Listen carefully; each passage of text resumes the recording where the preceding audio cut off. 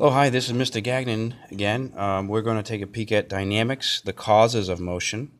We've looked at motion, okay, but we haven't looked at what actually causes the motion to happen. So there's a bunch of laws that we're looking at. You guys have learned Newton's laws a little bit, probably back in the 6th, 7th, and 8th grade. We're going to get a little deeper into that. So Newton's first law is the law of inertia.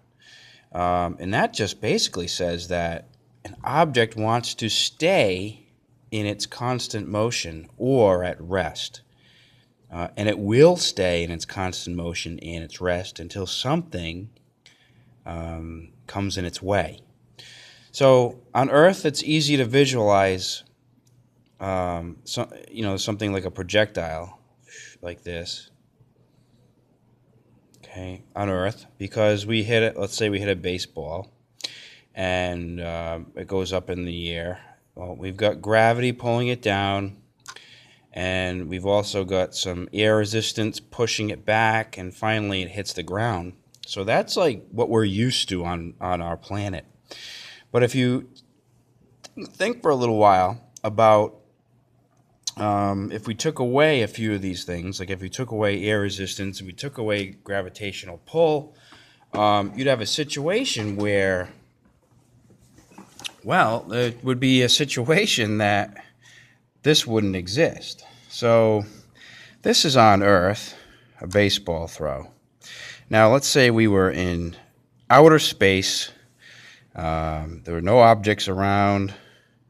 So we'll call this space. And I did the same thing, and I tossed the baseball at an angle like this. Okay, instead of it making this path like we know it does on Earth, the baseball would actually continue in its straight line motion forever.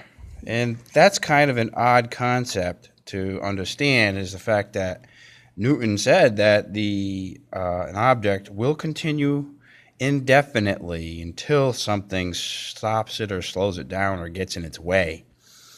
That's also true for objects at rest. We know rest does not exist. Only in your in your frame of reference does rest exist. So, you've got to kind of wrap your head around that and understand that you've got a situation where Newton was able to think outside the box a little bit here. He was able to think about what would happen in space, okay, without all of these forces acting on everything. So that's Newton's first law for you. It's pretty simple. It's a law of inertia.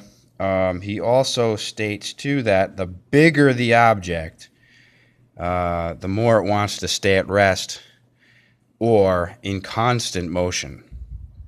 Okay, so the first law doesn't have too much math to go along with it. I'll leave it at that.